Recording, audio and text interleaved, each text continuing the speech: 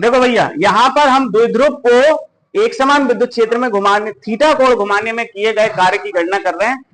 We are going to talk about the work done on a dipole to rotate theta angle with uniform electric field, यानी uniform electric field से theta angle घुमा रहे हैं। ठीक है, तो उसमें कितना काम करना पड़ेगा वो देखते हैं। सबसे पहली चीज, हम छोटा सा एंगल घुमाते हैं, मतलब इलेक्ट्रिक फील्ड के साथ जो डाइपोल है उसका छोटा सा एंगल है ना, डी थीटा। डी थीटा में घुमाने में किया गया जो काम आएगा उसका इंटीग्रेशन कर देंगे तो थीटा एंगल घुमाने में किया गया काम आ जाएगा। तो सबसे पहले हम क्या हेडिंग डालेंगे,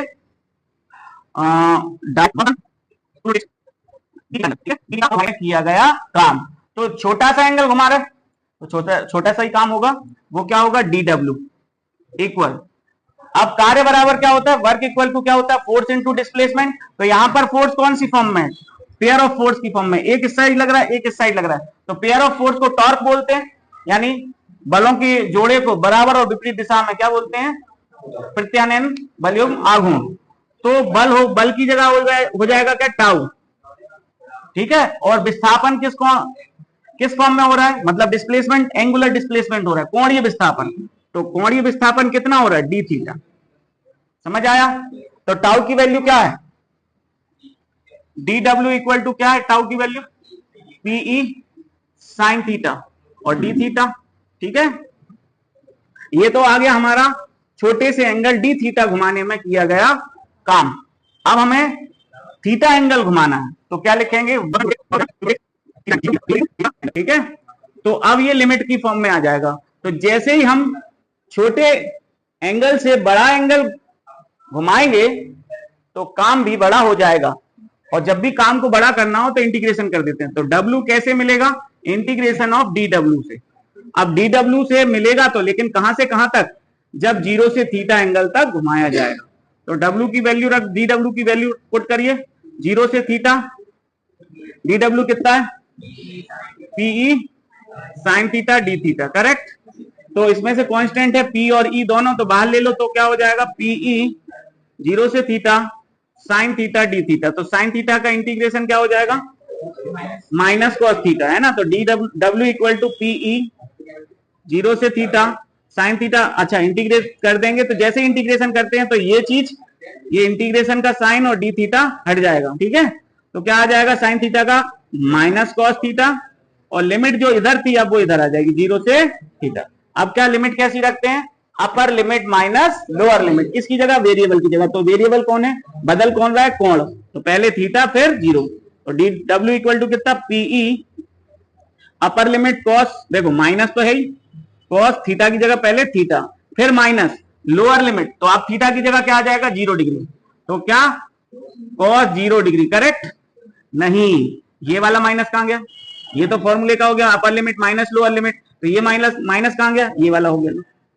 ठीक है, अब बताओ cos 0 की वैल्यू कितनी होती है, तो ये माइनस माइनस क्या हो जाएगा, प्लस cos 0 की वैल्यू, तो प्लस वाला 1 आगे आ जाएगा कि नहीं, और माइनस वाला cos थीटा पीछे हो जाएगा। ठीक है, अब आप लोग दो केस 1 थीटा इक्वल टू 0 में कितना होगा, और थीटा इक्वल टू 90 डिग्री पर कितना होगा वर्क डन, ये आपको बताना है कमेंट बॉक्स में। ठीक है, सभी लोग करके बताएंगे बेटा। ऊर्जा एक समान विद्युत क्षेत्र में, ठीक है। तो इसका मतलब क्या होता है, स्थितिज ऊर्जा का मतलब क्या है कि मैं द्विध्रुव को, डाइपोल को इलेक्ट्रिक फील्ड से 90 डिग्री पर रखूंगा तो जाकर इसमें अधिकतम ऊर्जा स्टोर हो जाएगी, क्योंकि मुझे यहां 0 डिग्री से 90 डिग्री तक घुमाने में सबसे ज्यादा काम करना पड़ेगा, वो आप इसमें बताओगे। ठीक है, तो मैं अब क्या करने जा रहा हूं कि जो डाइपोल है उसकी पोटेंशियल एनर्जी कितनी आ गई, जो हमारे काम के द्वारा परिवर्तित हुई है ना, काम के द्वारा हमारे परिवर्तित हुई है। तो स्टार्टिंग तो ऐसे ही करना है, लेकिन अब जो काम होगा वो पोटेंशियल एनर्जी में कन्वर्ट हो जाएगा। समझ में आया। तो ये जो यहां से यहां तक घुमाने में किया गया कार्य है, तो हम क्या करेंगे, उसको यहां 90 डिग्री से, यहां जो आपको दिख रहा है 0, तो आपकी इनिशियल पोजीशन कितनी है, 90 डिग्री, और उसको थीटा एंगल तक घुमाया जाएगा, तो पता चल जाएगा उसकी पोटेंशियल एनर्जी कितनी है। भैया एक बात बताओ, बिना घूमे बता देगी कि क्या एनर्जी कितनी है। स्प्रिंग को दबाओगे बिना दबाए अपने आप फिसक जाएगी, या मतलब उसको पीछे हटाया जा सकता है अपने आप? जब दबाएंगे तभी तो पीछे जाएगी। यानी दबाने पर हमारा काम उसकी पोटेंशियल एनर्जी में कन्वर्ट हो गया, तो घुमाने पर हमारा काम उसकी पोटेंशियल एनर्जी में स्टोर्ड हो गया। अब ये कैसे पता चले? जब ये परफॉर्म करेगी तब ना।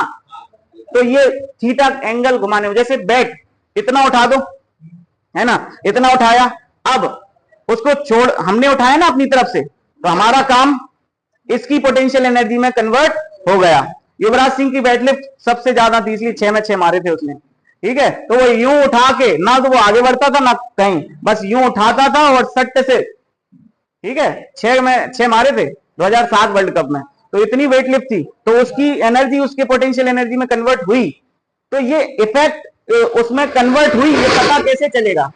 जब उसको यहां तक लाया जाएगा, मतलब थीटा एंगल घुमाया जाएगा, समझे? कितनी स्पीड में घूमेगा और बॉल में मारने पर कितना इंपैक्ट, कितनी दूरी तक जाएगी, तब जाके हमें पता चलेगा कि बैट की पोटेंशियल एनर्जी कितनी है। तो वैसे ही हम जब 90 डिग्री से इसको थोड़ा सा घुमाएंगे, मतलब अपने आप घूमेगा वो, हमें घुमाने की जरूरत नहीं है। थीटा एंगल तक घूमने में हम देख लेंगे कि इसमें कितनी पोटेंशियल एनर्जी है। वो इसी का काम होगा, हमारा काम नहीं है, वो इसी का काम है, समझे ना? तो देखते हैं अभी क्या, बिल्कुल सेम टू सेम, बस यहां पर क्या हो जाएगा, पाई बाई 2 से थीटा। इनिशियल पोजीशन क्या है, प्रारंभिक स्थिति पर कितना कोण है, 90, तो यहां भी पाई बाई 2, करेक्ट, यहां भी पाई बाई 2, करेक्ट। अब बस अपर लिमिट 0 की जगह कितना, पाई बाई 2। बताओ 90 का मान कितना होता है, cos 90 का कितना होता है, 0।